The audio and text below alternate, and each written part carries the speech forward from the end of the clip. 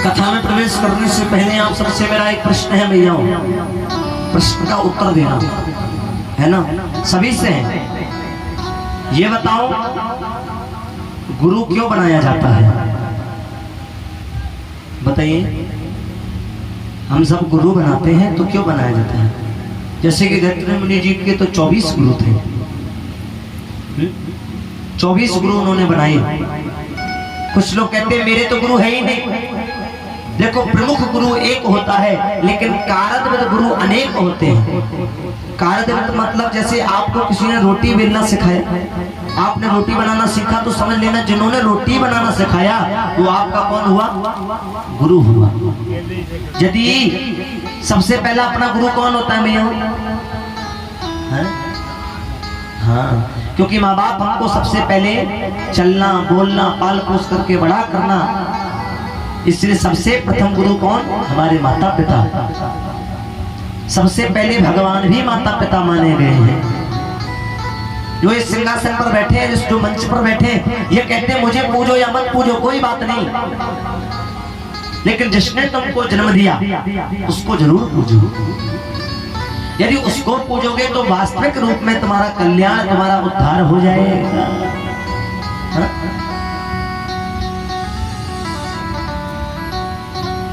हम आप सभी एक ऐसी कथा में प्रवेश कर रहे हैं जिसकी प्रेरणा कम की जा सकती है। एक ऋषि थे, संत महात्मा।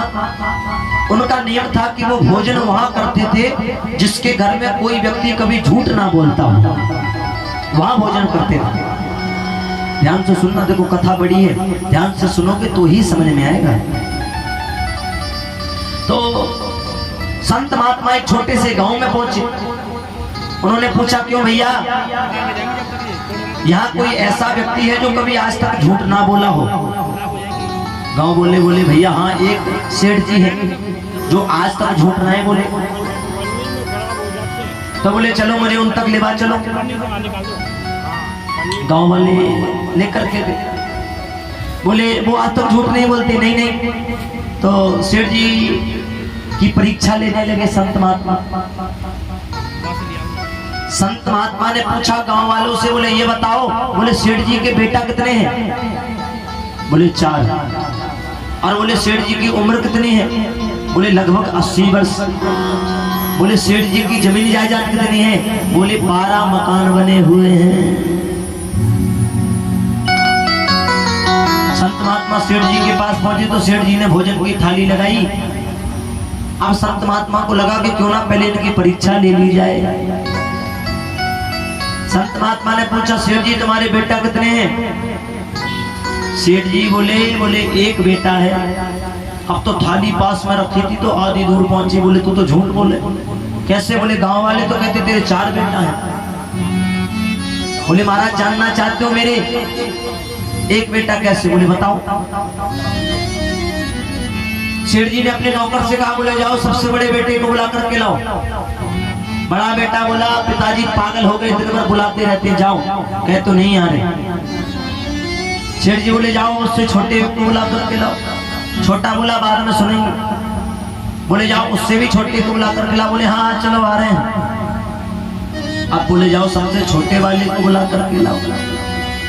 छोटे वाले ने सुना कि पिताजी बुला रहे हैं तो तुरंत दौड़ करके चला आया। कहा महाराज समझ लिया ना, एक ही बेटा है भाई। जो बेटा अपने पिता की आज्ञा का पालन ना करता हो, भला वो बेटा किस काम का? ठीक है महाराज मान लिया, तुम कहते हो कि तुम्हारी 20 वर्ष उम्र और गांव वाले कहते कि 80 वर्ष। ये कैसे हुआ? बोले इसको भी जानना चाहते? बोले हाँ बताओ। बोले देखो साधु संत महात्मा, हमारे पुराण में लिखा है कि जो व्यक्ति जब से गुरु बनाता है उसी समय से उम्र लगना चालू हो जाती है। मतलब जब हम 60 वर्ष के थे तब हमने गुरु बनाया था, और अब तक बनाए हुए केवल मुझे 20 वर्ष हुए हैं, इसलिए मेरी साल केवल अभी 20 वर्ष की उम्र है। हाँ ठीक है मान लिया। बोले गांव वाले कहते तुम्हारे 12 मकान और तुम कहते हो तुम्हारी 3 जगह जमीन है, कैसे? बोले उसको भी सुन लो। बोले हाँ। बोले देखो एक जगह तो हमने हॉस्पिटल खुलवा रखा है, एक जगह हमने भंडारा खुलवा रखा है, और एक जगह मैंने अपने श्याम सुंदर का मंदिर बनवा रखा है। हो गई ना? अब बताओ महाराज हमने क्या झूठ बोला? तुरंत संत महात्मा ने माफी मांगी, हमने सुना नहीं था, वैसे ही बोल पड़े। निश्चित रूप से आप झूठ बोलते ही नहीं हो।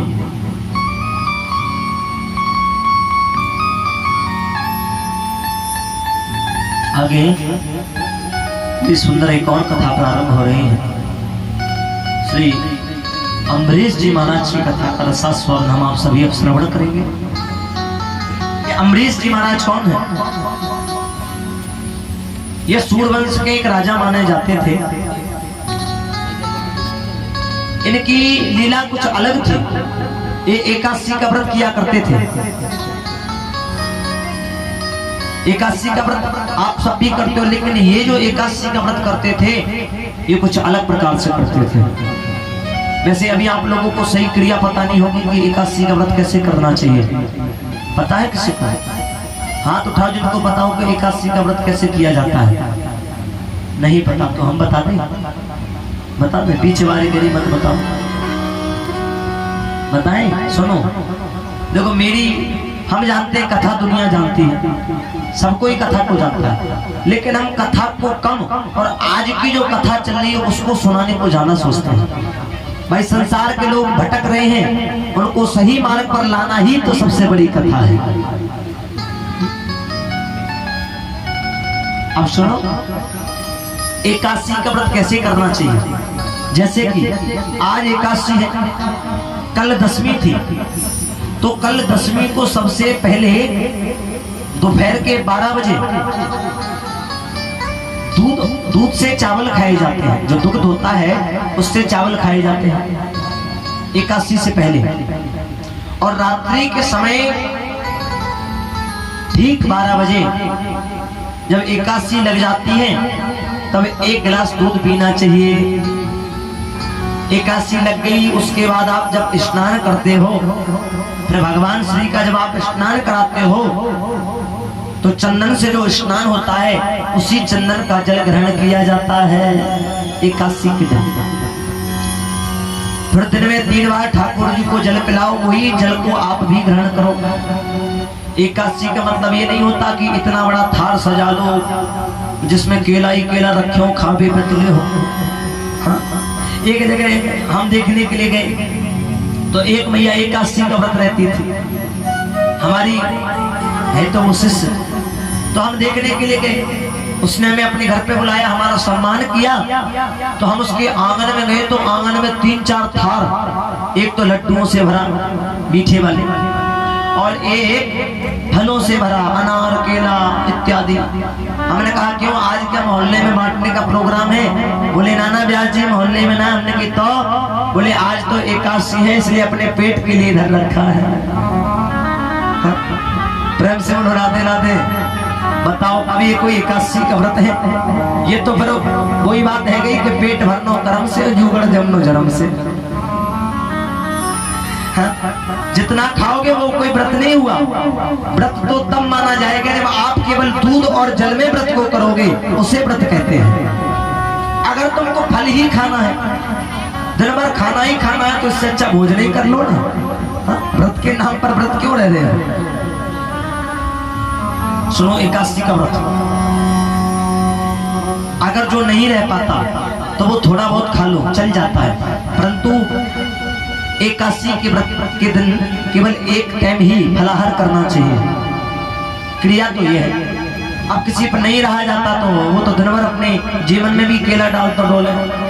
कुछ भैया काम है, बोले भूख लग रही है, देखो कितने केला टंगे हैं। हाँ महाराज तुमने वही केला खोलने के धर दे, इनके मुंह में पानी आ गया आप सब। तो जब एकादशी पूरी हो जाती है तो द्वादशी के दिन भी चावल और दूध से व्रत को तोड़ना चाहिए। जैसे चावल और दूध जब तक नहीं खाओगे जब तक व्रत भी पूर्ण नहीं होगा। उसके अगले दिन या एकादशी के दिन आप एक भूखे ब्राह्मण को भोजन कराइए या 5 कन्याओं का भोजन कराइए। यदि 5 कन्याओं का आप भोजन कराते हो तो निश्चित रूप से जिस मनोकामना के लिए आप एकादशी का व्रत कर रहे हो वो निश्चित रूप से एकादशी का व्रत पूरा हो जाएगा। अच्छा ये बताओ एकादशी का व्रत किसका है? बोलो हैं? कहाँ लिखा है ऐसा? एकादशी का व्रत जैसे सब काल में मंगलवार का हनुमान जी का माना जाता है, सोमवार शंकर जी का माना जाता है, अनेक बारों करण में सब व्रत सब प्रकार के होते हैं। तो ये बताओ एकादशी का व्रत किनका माना जाता है? एकादशी का व्रत विष्णु भगवान का नहीं है, एकादशी का व्रत मेरे कन्हैया जी का नहीं है, एकादशी का व्रत शंकर जी का नहीं है, बल्कि एकादशी का व्रत हमारी ब्रज किशोरी श्री राधा रानी का माना जाता है। बहन से बोलो राधे राधे। पता चल गया? आप पूछो एकादशी का व्रत राधा रानी का क्यों है?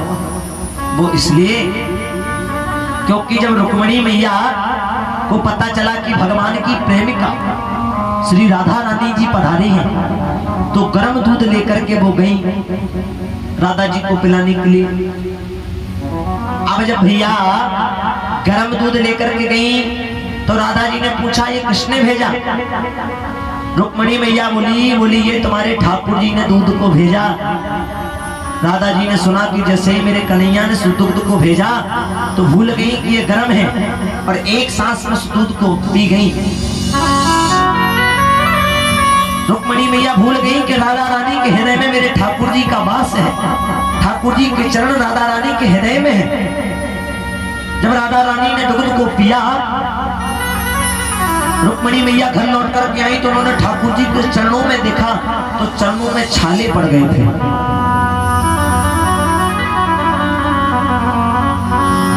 रुक्मिणी मैया बोली क्यों प्रभु, कहां घूम करके आए हो जो चरणों में छाले पड़ गए? मेरे श्याम सुंदर बोले देवी ये छाले मुझे घूमने से नहीं पड़े, ये छाले मुझे कहीं जाने से नहीं पड़े। बोले तो बोले ये छाले जो तुम राधा जी को दुग्ध पिला करके आई हो उसी दुग्ध के कारण मुझे छाले पाँव में पड़ गए। बोले मतलब जिस राधा रानी को आप दूध पिला करके आई हो आप भूल गई कि जो राधा है वही कृष्ण है, जो कृष्ण है वही राधा है। हम दोनों में कोई भेद नहीं है, हम एक है। तो राधा रानी को मनाने के लिए मेरे श्याम सुंदर ने कहा कि जो कोई आने वाली एकादशी का व्रत दुग्ध से पहले पिएगा और दुग्ध से तोड़ेगा उसको राधा रानी का साक्षात आशीर्वाद प्राप्त होगा। राधे राधे। ऐसे इतना किसी का समय नहीं रहता कि आपको एकादशी का मतलब बताएं। कोई बताता है? बताओ, आप तो कथा सुनते हो। सब सोचते हैं भैया जितना चैप्टर दिया गया हो एक टाइम टू टाइम बना रहता है हम लोगों का कि इतने शब्द से लेकर के इतने शब्द तक की कथा बोलना है। अगर हमको लगेगा कि टाइम ज्यादा हो गया तो हम वही हाईवे रोड से ना जाकर के शॉर्टकट रोड से आ जाएंगे, जल्दी पहुंच जाएंगे। लेकिन हम इन क्रिया को नहीं सोचते, हम सोचते हैं सामने वाले व्यक्ति को कथा समझ में आनी चाहिए। चाहे हम 3 घंटा करते हैं तो 5 घंटा कर जाए, कोई आपत्ति नहीं, परंतु जिस श्रोता को कथा समझ में ही नहीं आई तो फिर कथा कहने का मतलब क्या हुआ?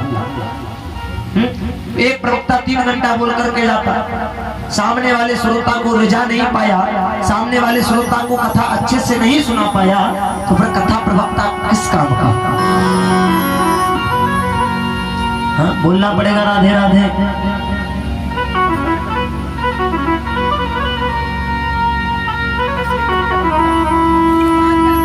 आगे फिर अम्बरीश जी महाराज एकादशी का व्रत करने लगे। आपको पता अम्बरीश जी महाराज की एकादशी का व्रत कुछ निराला व्रत था। पूछो कैसे?